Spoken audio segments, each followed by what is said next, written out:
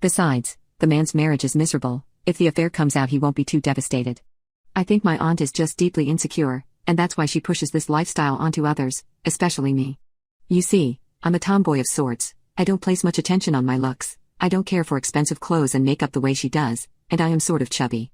Nothing major which affects my health, but I can admit that I have a tummy. However, my health is completely fine, and I do exercise. I just enjoy food way too much, and the trade-off for me of having a little belly but enjoying food the way I want to is without a doubt worth it. Well, my aunt does not see it this way. She thinks I'm not elegant and feminine enough, believes that I should be thinner like a woman should be, and insists I wear more makeup, as well as get more manicures and pedicures. It's a nightmare to deal with, honestly.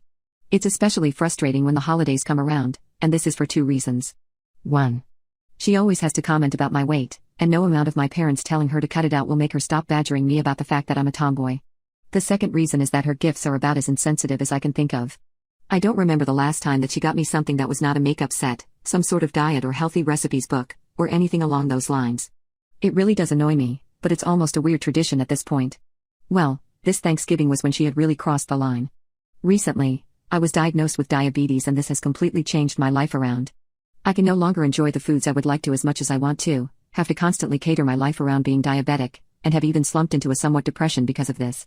Thankfully, my parents have been amazing throughout this. They are really supporting me in every way they can. We all knew that this Thanksgiving was going to be quite tense with my aunt there.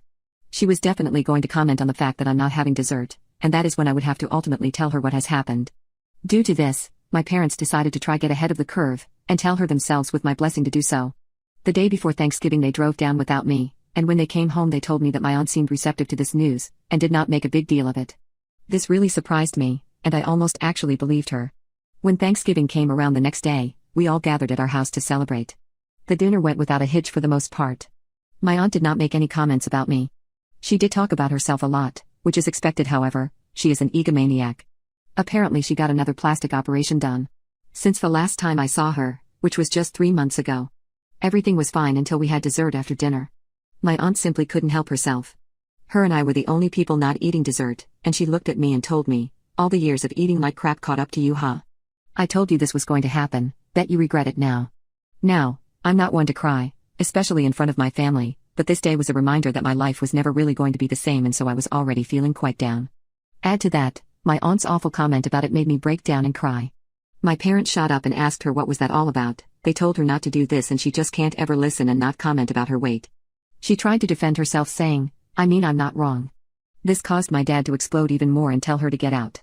Her husband just laughed the whole time and backed up my aunt with sly comments like, "Come on, she's just speaking her truth." I had managed to stop crying fairly quickly, and I yelled out to my aunt and uncle as they were leaving, "All the years of being superficial and caring so much about how you look didn't stop your husband from cheating on you, did it?" She turned around with a confused look, and I saw my uncle freeze in his tracks.